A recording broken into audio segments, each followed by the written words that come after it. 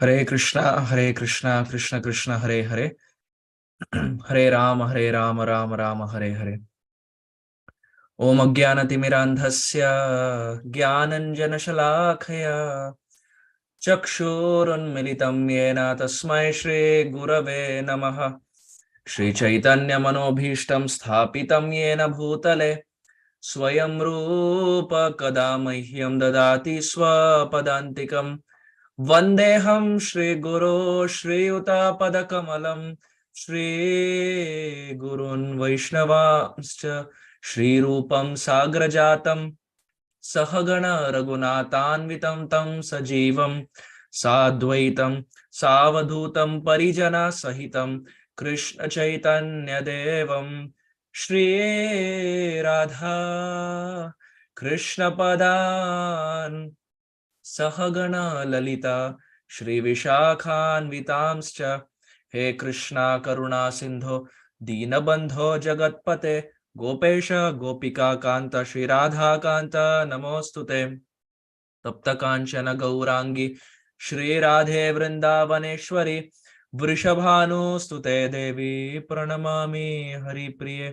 Nama Om Vishnupadaya Krishna Presthaya Bhutale Shrimate Bhakti Vedanta Swamine Tinamine Namaste Saraswati Deve Gauravani Pracharine Nirvishesha Shunyavadhi Paschatya Deshatarine Jaya Shri Krishna Chaitanya Prabhu Nityananda Shri Advaita Gadadhara Shri Vasadi Gaura Bhakta Vrinda Hare Krishna Krishna Krishna Hare Hare Hare Rama Rama Rama Hare Hare Gurave Gaurachandraya Shri Radhikaya Tadalaye Krishnaya Krishna Bhaktaya Tadbhaktaya Namo Namaha Anandalilamaya Vigrahaya Hemavadivya Chavisundaraya Tasmai Mahaprema Rasapradaya Shri Chaitanya Chandraya Namo Namaste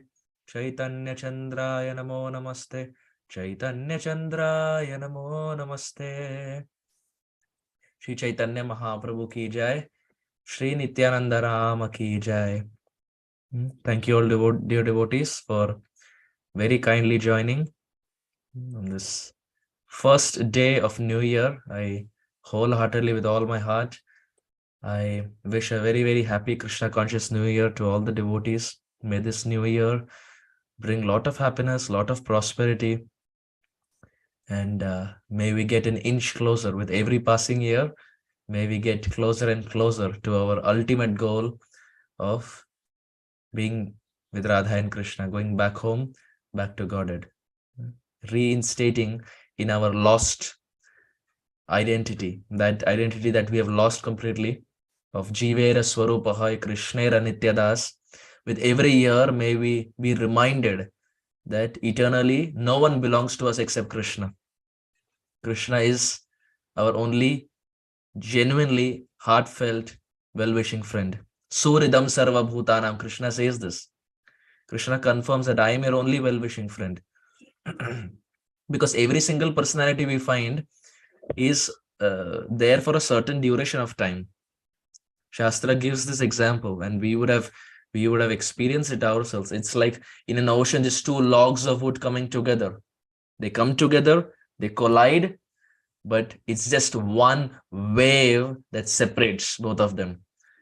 Likewise, different people come in our lives and different people leave, and it's like getting into a train. When we get into a train, not everyone is going to the final destination. There is someone who's going to get down in the first station. There's someone who's going to get down in the second station. There's someone who's going to get down in the third station. So different people come in our lives are like different. It's a train journey. Life is like a train journey, and different people are going to get down in different stops, and that's completely fine. It's completely okay. But we have to be convinced that our final goal is where the train ends, and that is Radha and Krishna. This train, the last stop of this train is Golok Vrindavan. That is where we want to end. That's where we want to get down. So in this journey, there will be many people who will assist us. There will be many people who are going to inspire us. Many people who may probably bring out the best in us. And there may be some with some we may not get along well, which is completely fine. But in this journey, we have to just make sure that amidst different things that are going on, we shouldn't forget our goal. Like when we are in a train journey, many times we meet newer and newer people, and we just start a conversation with them, and we would be something like, oh, you do that, even I do that, my family also does that, and where are you from, where did you study, and so many other things. We get into a conversation, but never does it happen that we are so engrossed in the conversation that we fail to get down in the station, right? We always remember where our station is, and these conversations may be going on, but we don't forget our end goal. Likewise, life has different conversations in the form of maybe our education, our academics, or maybe the sports that we play, or different ashrams that we change, or different things. These are like small conversations. But amidst all of that, we shouldn't forget our final goal, which is Radha and Krishna. Just like in a train journey, small conversations would be there, but इतना कोई भूलता नहीं कि हमारा गंतव्य स्थान जो भी है, हम ये भूलते नहीं हैं. So let us hope and pray that for all of us who are there here, may this new year bring increased attachment to the lotus feet of Radharani and Krishna, increased attachment to the lotus feet of Sri Chaitanya Mahaprabhu and Nityananda Prabhu. May we love and respect devotees more than ever, and may our taste for serving devotees and chanting the holy name exponentially keep rising. As Sri Chaitanya Mahaprabhu says, there are two things that we have to do to get Krishna's lotus feet. Prabhu kahe Vaishnav seva nama sankirtan, dui karo shigra pabe Krishnera charan. If someone wants the lotus feet of Krishna, Krishnera charan, two things we have to do. Chaitanya Mahaprabhu is saying, Prabhu kahe Vaishnav seva, to serve the devotees, and Nam Sankirtan, that is chanting of the holy names. Primarily, Nam Sankirtan is the loud chanting of the holy names. But of course, Nam Japa and Nam Sankirtan go back and forth. Nam Japa is for personal purity. And when we gain that personal purity, we give it out to others in the form of Nam Sankirtan. So Nam Sankirtan is the public welfare activity. But in order to do public welfare to others, first we have to do good for ourselves. You see, when we get into a flight, and they tell us the safety instructions, and most of the times we don't pay attention to those safety instructions. But one of the things we would have probably noticed and observed or heard is when they are explaining those safety instructions, they say that when it's time to wear the oxygen mask, first make sure that you have worn the oxygen mask, then save the person sitting next to you, or help the person sitting next to you. First we do good to ourselves, then to others. This is what Shastra teaches us. Janma sartaka kari kara para upakar. First do good for yourself. First we have to make sure that we are in the right state. Then we can do it for others. So, not delaying much, we hope and pray that this new year we all get to the lotus feet of Radha and Krishna, at least closer to the lotus feet of Radharani and Krishna, and may our attachment to Sri Nam, devotees, Shastra, all keep exponentially increasing. Once again, wishing all the devotees a very happy Krishna conscious New Year. Having said that, I will go ahead and share my screen. Dear devotees, we have been reading the Krishna book for a few months now, and we are right now in the 7th chapter, and this is that section where Krishna has just uplifted, delivered Trinavarta. So we see that we were making this point that how our acharyas explained that when Trinavarta was there mid-air, Krishna was there on his body, and it was almost like a blue pendant that Trinavarta was wearing, because Krishna is bluish in complexion. So it was almost like he was wearing a blue pendant around his neck. Neelamani. Ujjwala Neelamani. Ujjwala means blazing and Neelamani means sapphire. So Krishna is like that blazing blue sapphire, Srila Rupa Goswami explains. So that blazing blue sapphire, Ujjwala Neelamani, was there around the neck of Trinavarta. And we saw that how Krishna increased his weight. And as Krishna increased his weight, Trinavarta was not able to carry Krishna. And then naturally he came crashing down. There was a crash landing. He couldn't land his aircraft properly. There was complete crash landing. And he came and hit against a rock, against a boulder. So that's the point where we stopped last time. Let us continue, dear devotees. The gopis assembled there spoke among themselves what sort of austerities and penances we must have undergone in our previous lives. We must have worshipped the Supreme Personality of Godhead, offered different kinds of sacrifices, made charities, and performed many welfare activities for the public, such as growing banyan trees and excavating wells. They are thinking that they must have worshipped the Supreme Personality of Godhead, but here it is the Supreme Personality of Godhead who is there in front of us. भगवान स्वयं आए हैं उनके सामने. वृंदावन में इतने सुंदर ब्रज की लीलाएं भगवान करते हैं. So sweet. The Supreme Lord is there in front of them.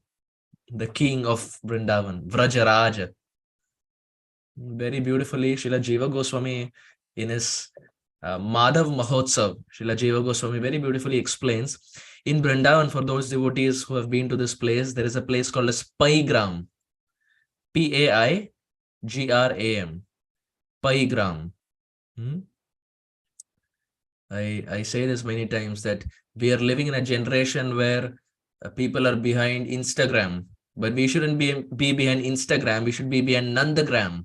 We should be behind Paigram. These are the places where we should be behind, because these places are in Vrindavan. No more Instagram, but our goal is Nandagram. We want to be where Krishna is there. So there's a place called as Paigram, and Pai basically means milk. So this is that place historically when Krishna was there, where Nanda Maharaj would come and milk the cows, or he would get the milk, and Krishna would also come with his friends. After Krishna grew up, Krishna would come with his friends and he would milk the cows and he would get the cows for grazing, etc. So when Krishna was there, Srila Jiva Goswami explains at Paigram, Krishna very royally, he declared that, oh, I am the king of Vrindavan. Vrajaraj. I am the king of Vrindavan. Our acharyas have written a very nice ashtakam, Vrajaraja Sutta Ashtakam. So that is, so there Vrajaraja means Nanda Maharaj. So Vrajaraja Sutta means Krishna. But here Krishna is saying, oh, I am Vrajaraja, I am the king. And Krishna tells Madhumangal. Madhumangal is the Brahmana, Bhattu. His nickname is Bhattu. He has a big belly and there's a nice Brahmin thread that goes around his belly button. And he loves to eat. He's a big time foodie. He loves to eat. So he was there with Krishna, and Krishna told Madhumangal that, Madhumangal, please go around and declare that I am the king of Vrindavan. And everyone should come to me and offer their respects and obeisances, and they should surrender to me. So Madhumangal said, okay. He told Krishna, what will I get? I will go and do, but what will I get? मुझे क्या मिलेगा? हम भी बोलते हैं ना, यदि कोई कुछ करने बोले तो हम बोलेंगे हाँ कर तो लूंगा लेकिन मुझे क्या मिलेगा? So he says, what will I get? So Krishna says, what do you want? And Madhumangal says, look, cutting the long story short, you know I like to eat and my favorite are the laddus. Madhumangal likes Manohar laddus. That is his favorite laddu, Manohar laddus. Manohar, Mana means mind and Hara means it kidnaps, it snatches. Those laddus that steals his mind away in happiness. He becomes so happy that he loses his mind. Manohar laddu. Madhumangal likes that. Look at the detail that our acharyas have given. Who says that spiritual world is simply a fictitious place. It is reality. It is Satya. It is reality. Krishna is a person. Golok Vrindavan really exists. In fact, everyone is there in Golok Vrindavan. Most of the people are there in Golok Vrindavan. 99% is there. It's the 1% who are hanging here. 99% are back home, back to Godhead. They are enjoying their pastimes with Krishna. It's the 1% who is hanging around here. So anyway, so Madhumangal says, look, you know that those are the laddus I like. So I will do your work. I will go around and I will say that Krishna is the best and Krishna is the king, etc., etc. But you should give me laddus. Krishna said, deal. That's a deal. You go and say, and that's a deal. So now Madhumangal goes around. Now he's a Brahmana. People don't doubt the words of a Brahmana. Brahmanas are truthful. Krishna says in the Bhagavad Gita, one of the qualities that a Brahmana should have is truthfulness. So Madhumangal goes around saying that, oh, Krishna is Vrajaraj, he's the king. Everyone should offer him obeisances. He's the best. Everyone should go and surrender. Krishna is right now in Paigram. And Krishna was sitting on a royal throne his friends had made for him. He was sitting on a royal throne. And now, just a few miles away from Paigram is a place called as Umrao. Please hear this, dear devotees. Is a place called as Umrao. Now, when Madhumangal was passing through Umrao and he was saying, oh, Krishna is the best, Krishna is the best, Krishna is the best, Krishna is the king, Radharani was sitting there. And Radharani's servants were there. Lalita Sakhi was there, Vishaka Sakhi was there, and other Sakhis were there.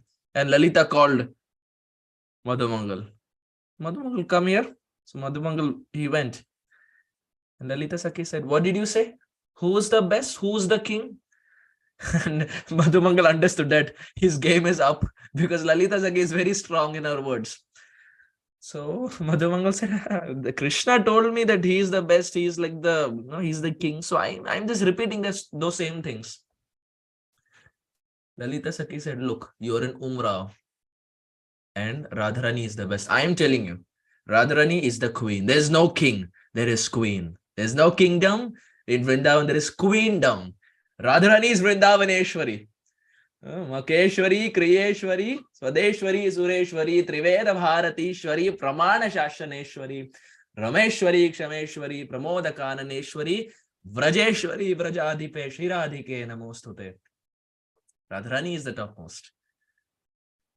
So Madhumangal says, okay. And Lalita Sakhi starts glorifying Srimati Radharani, that how she's Vrindavaneshwari and how without Radharani, Vrindavan will not exist. And now Madhumangal was following what Krishna told him. So he was reiterating the same thing. So Lalita Sakhi and other Sakhis, they very transcendentally, they tied Madhumangal. Not with ropes, but with flowers, flower garlands. In a very sweet way, not with ropes. Because ropes will be a more tougher act. But here it was with garlands. So with nice flowers, fragrant flowers, they tied Madhumangal. And they told Madhumangal that we will untie you when you accept the reality that Radharani is the best. So Madhumangal said, yes, I will say that. Please untie me. I will say that. And after some back and forth, Lalita Sakhi said, go back to your Krishna and ask your Krishna to come here and offer his respects to our Radharani. Then we will untie you. You go back from where you came, get your friend along with you and ask him to offer obeisances. Then you can go. So Madhumangal went. Now he had to be untied. So he went back to Krishna and said, Krishna, seems like there is a new queen. You are no longer the king. Now it's queendom. There's no more kingdom. There's queendom. And Madhumangal explained the whole thing. Now Krishna went along with Madhumangal to Umrao. And when he saw Srimati Radharani and when Radharani saw Krishna, Radharani was also shy seeing Krishna. And Krishna went and offered his obeisances to Srimati Radharani. He who speaks the Bhagavad Gita, Bhoktaram Yagyatapasam Sarva Loka Maheshwaram. He who says Sarva Loka Maheshwaram, I am the Lord of everything. He is offering his obeisance to Srimati Radharani in Vrindavan. Braj में किन्हीं की चलती है तो सिर्फ श्रीमती राधा रानी की चलती है, और किन्हीं की नहीं। ठाकुर जी की भी ब्रज में नहीं चलती, केवल श्रीमती राधा रानी की चलती है ब्रज में. So he comes and offers obeisances to the lotus feet of Srimati Radharani. And that is the place where Radharani is coronated as the queen of Vrindavan. We say, right, Vrindavaneswari, Vrindavaneswari, Vrindavaneswari. But where did she become Vrindavaneswari? It was in Umrao. After this pastime, Radharani was made the queen of Vrindavan. And then Krishna was also made to sit next to Radharani in a nice bedecked gold throne. And Madhumangal was asked to go because his job was done. He was given his share of laddus, and Lalita Sakhi said, now you can go. Your job is done. Now you please go. And as Radharani and Krishna sat, and as Radharani was crowned as the queen of Vrindavan at this beautiful place called as Umrao, all the Sakhis started singing in glorification. And Lalita Sakhi does the first arti. Bhaktivinoda Thakur writes this. Jaya Jaya Radha Krishna Yugala Milana Arati Koro Ve Lalita Adi Sakhi Gana. Is the tune familiar? This is the Gaurarti tune, Gaurarti meter. So dear devotees, just like we have Gaurarti that's written by Bhaktivinoda Thakur, similarly Bhaktivinoda Thakur has written for Radha and Krishna also. Gaurarti is for Chaitanya Mahaprabhu, and this he has written for Radha and Krishna. Same tune, but that is for Chaitanya Mahaprabhu, this is for Radha and Krishna. So I remember Shripad Mukundatta Prabhu introduced me to this when he had come to our place. And he said that whenever you sing Gaurarti, at least in our home, when we sing Gaurarti, we should also, after Gaurarti, after the last stanza, Bhakati Vinoda Dekhe Gaurara Sampada. Then you should transition to Radha Krishna. Jaya Jaya Radha Krishna Yugala Milana Arati Koro Ve Lalita Adi Sakhi Gana.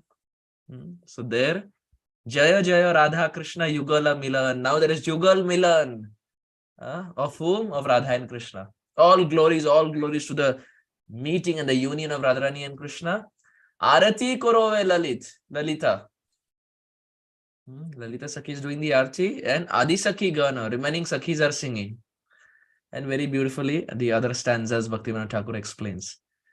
So this is a nice pastime that Jiva Goswami explains in Madhav Mahotsav, the coronation of Srimati Radharani as Vrindavaneswari. So the next time we are in Vrindavan, and if we get an opportunity, we should make sure we go to this place called as Umrao, where she became the queen of Vrindavan. Of course, she is always the queen of Vrindavan, but this is the place where the pastime took place and the formal coronation took place. But that Krishna, who's actually the Supreme Personality of Godhead, as is explained here, he is offering his obeisances to Srimati Radharani. So how glorious is Srimati Radharani? How glorious. When Srila Bhakti Siddhanta Saraswati Thakur Prabhupada, when he was doing Radha Kund Sham Kund Parikrama in the 1930s, the king of Jaipur was offering obeisances to Radha Kund. So the disciples of Saraswati Thakur saw this and they told Guru Maharaj, what nice mood.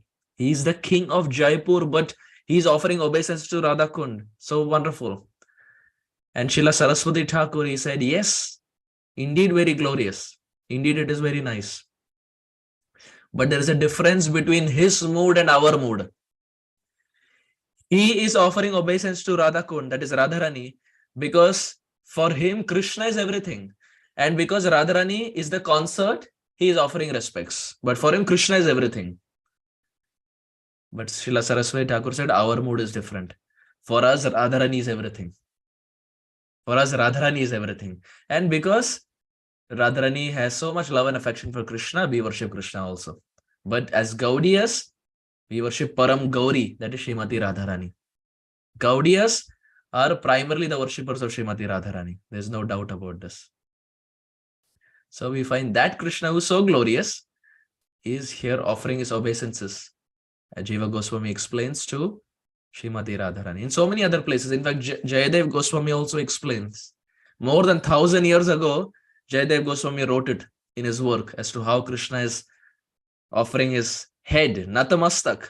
He's offering full obeisances to Srimati Radharani. So this Gaudiya Sampradaya is a very glorious Sampradaya. Doesn't get any better. Doesn't get any better. We are worshippers of Srimati Radharani, and it's a matter of pride. It's a real matter of pride.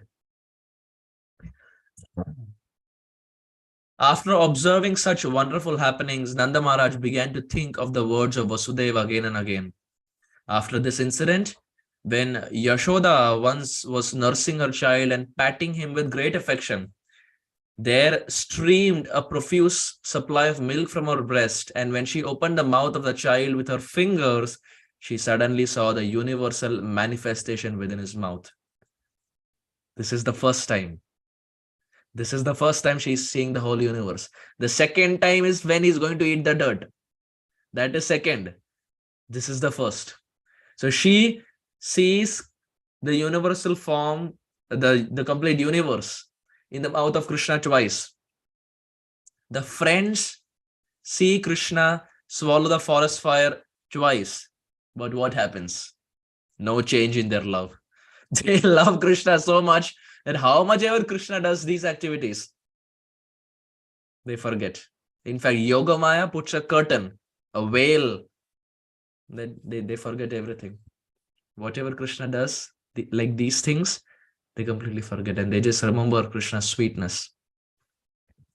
So here Maya sees the complete universal manifestation in the mouth of Shri Krishna. She saw within the mouth of Krishna the whole sky, including the luminaries, stars in all directions, the sun, the moon, fire, air, seas, islands, mountains, rivers, forests, and all other movable and immovable entities. When Maya Yashoda saw this, her heart began to throb, and she murmured within herself, how wonderful this is. You can imagine what is going on in the mind of Mother Yashoda. Krishna is not even a year, maybe just a year, because the Damodar Lila, when it happens, Krishna is about 2.5. So Krishna is probably just a year at this point. And imagine opening the mouth of a 1-year-old and you see the complete universe in his mouth. You see the islands, seas, mountains, sun, moon, fire. It will be terrifying. It will be traumatic. And Maya is seeing this in the mouth of Krishna. And what is her expression? She's like awestruck. Ah, how wonderful. How wonderful this is.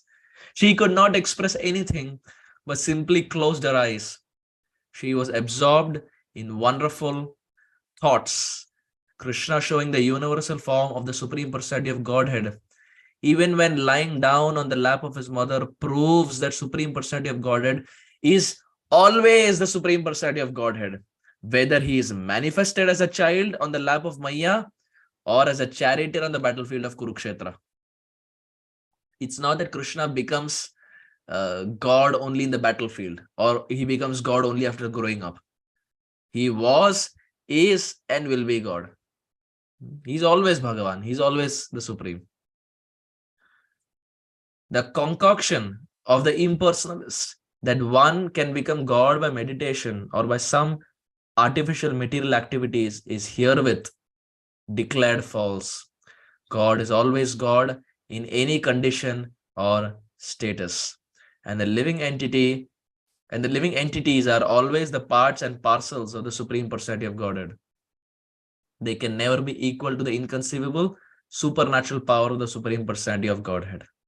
Thus ends the Bhakti Vedanta purport of the 7th chapter of Krishna, the salvation of